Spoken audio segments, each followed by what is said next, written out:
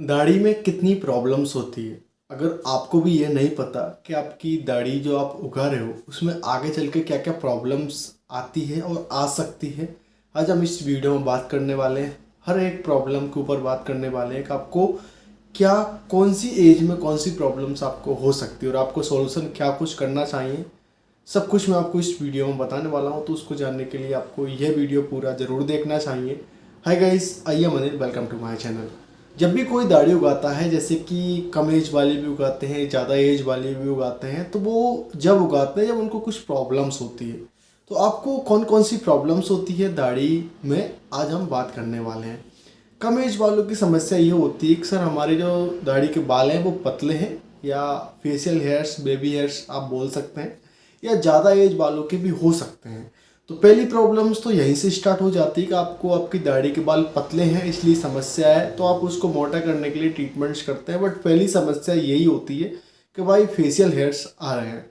उससे ऊपर जब आप आपकी दाढ़ी की ग्रोथ करना स्टार्ट कर देते हो, आपने फेशियल हेयर्स की ग्रोथ करना स्टार्ट कर दी और आपने ग्रोथ भी कर ली, सेकंड प्रॉब्लम्स आती है भाई कहीं ना कहीं हमारी दाढ़ी मूछ तो आ गई लेकिन कहीं कहीं पैंची है, सीधी या आधी अधूरी दाढ़ी है। तो उसके बाद और ज़्यादा समस्या शुरू हो जाती है। भाई हमने ट्रीटमेंट्स लगाए, पैसे खर्च किए, टाइम भी खर्च किया, फिर बाद में हमारी जो दाढ़ी आई है वो भी पैंची आई है, आधी अधूरी दाढ़ी आई है, तो वहाँ तक भी आप पहुँच जाते हो। तो ये सेकंड प्रॉब्लम्स है। उसके बाद फिर आगे चलते हैं। आगे चलने के बाद आपको ऐसी प्रॉब्लम्स आती है, जो आपने पैंची बियर्ड है, जो आधी अधूरी दाढ़ी थी, उसको आपने ग्रोथ कर लिया, और ग्रोथ करने के साथ साथ आपके दाढ़ी के बाल लाल या भूरे होने लग गए या फिर सफ़ेद होने लग गए। तो ये और आगे प्रॉब्लम्स बढ़ जाती कि भाई जैसे तैसे हमने पैची बियर्ड को भरा, जैसे तैसे हमने दाढ़ी भरी, फिर उसके बाद हमारी जो दाढ़ी है उसका कलर चेंज होने लग गया, तो ये एक अलग प्रॉब्लम्स होती है। तो भाई आपने ये भी प्रॉब्लम्स देख ली कि भाई अब मैं क्या करूं। तो आप वो जो दाढ़ी के बाल हैं भूरे, लाल, सफ़ेद, उनको काला करने के लिए आपने और ट्रीटमेंट्स किए और पैसे खर्च किए, तो उसके बाद आपने आपकी दाढ़ी के बालों को काला भी कर लिया। इसके बाद आपको समस्या आएगी कि भाई हमारे जो बियर्ड के हेयर्स हैं उसमें डेंड्रफ आने लग गया है, यानी कहीं इनकी बहुत ज़्यादा स्किन ड्राई होने लग गई है, डेंड्रफ आने लग गया है। तो आपने जैसे तैसे करके जो सॉल्यूशंस होते हैं डेंड्रफ को रिमूव करने के लिए, डेंड्रफ को हटाने के लिए, वो भी आपने कर लिया। फिर आपको समस्या आती है भाई हमारे हेयर फॉल होने चालू हो गए, दाढ़ी मूंछों के बाल झड़ने लग गए, तो ये और अलग प्रॉब्लम्स हो जाती है। भाई कब कुछ क्या करें, कब से क्या ट्रीटमेंट्स करते आ रहे हैं, लेकिन प्रॉब्लम्स बढ़ती ही जा रही है। कहीं कि हमारी जो दाढ़ी मूंछ है वो ठीक तरह से ग्रोथ नहीं हो रही, ठीक तरह से एक जगह रुक के नहीं रह रही, प्रॉब्लम्स पे प्रॉब्लम्स बढ़ती जा रही है। तो ये जो है, जो दाढ़ी की कंटिन्यू प्रॉब्लम्स आपको देखने को मिलती है दाढ़ी वाली। इसके बाद आपने डेंड्रफ भी हटा लिया, आपने डेंड्रफ जो है वो साफ कर लिया, आपकी दाढ़ी काफ़ी अच्छी हो गई। फिर आप आपकी दाढ़ी को बड़ा करना चालू कर देते हो। भाई अब लॉन्ग बियर्ड कर ले, लॉन्ग बियर्ड करने के साथ साथ आपकी जो दाढ़ी है वो टेढ़ी दाढ़ी या कर्ली बियर्ड होने लग जाती है।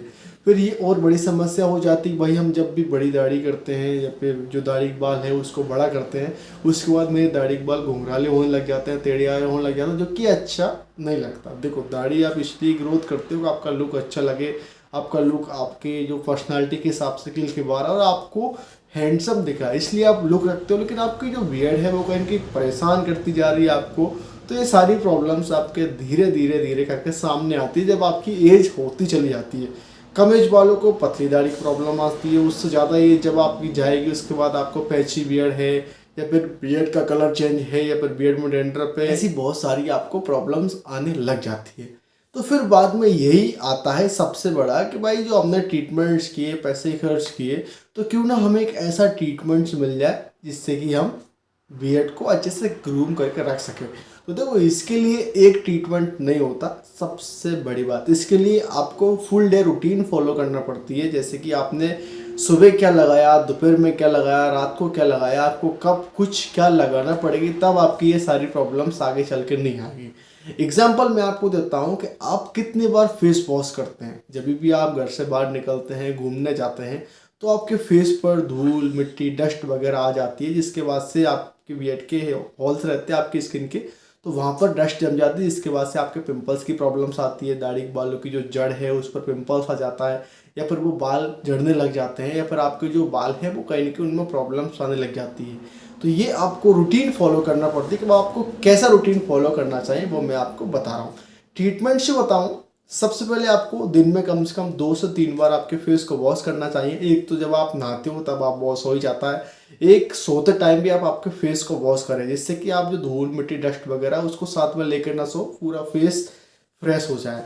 और उसके लिए आपको एक अच्छा प्रोडक्ट यूज़ करना चाहिए, जैसे कि नींबू वाला, एलोवेरा वाला, नीम वाला, जो कि आपकी स्किन को फ्रेश करेगा और आपकी स्किन में जो स्किन एलर्जी गलती से हो जाती है उसको भी सही करता है।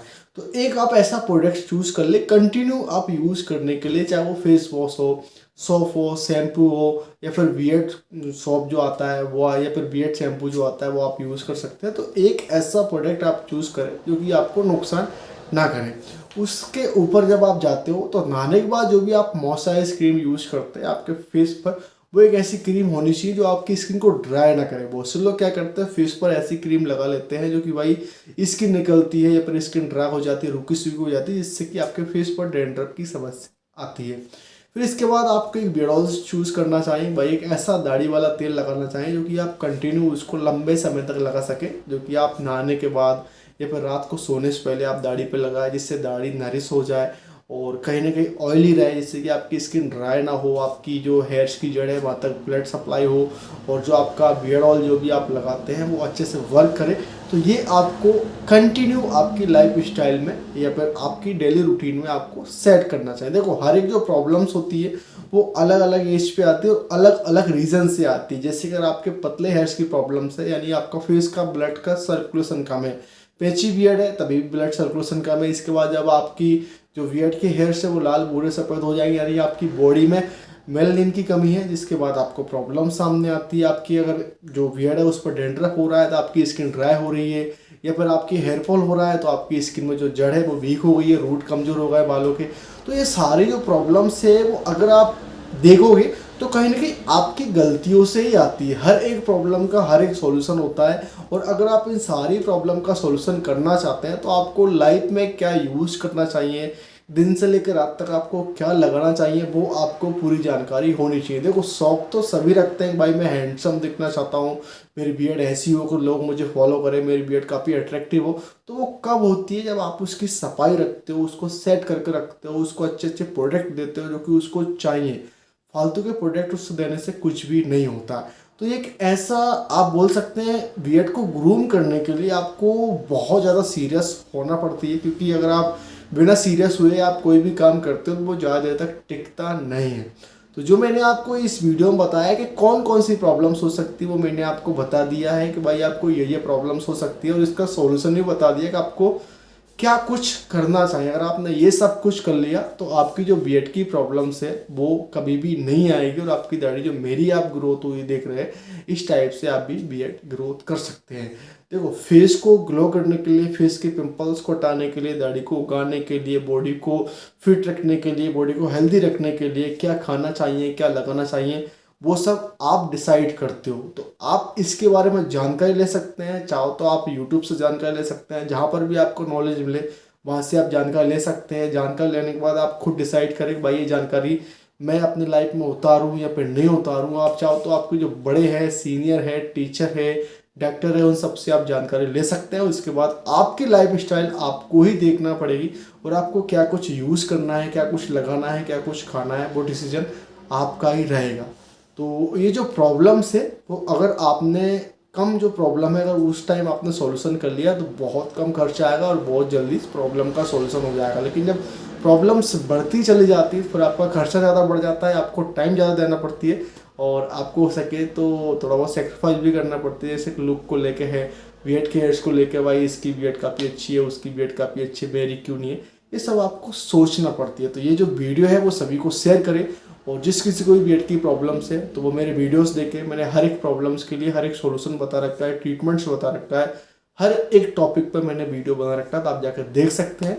और इस वीडियो को लाइक करना है, कमेंट करना है, मेरे यूट्यूब चैनल को सब्सक्राइब जरूर करना है। Thank you for watching my videos.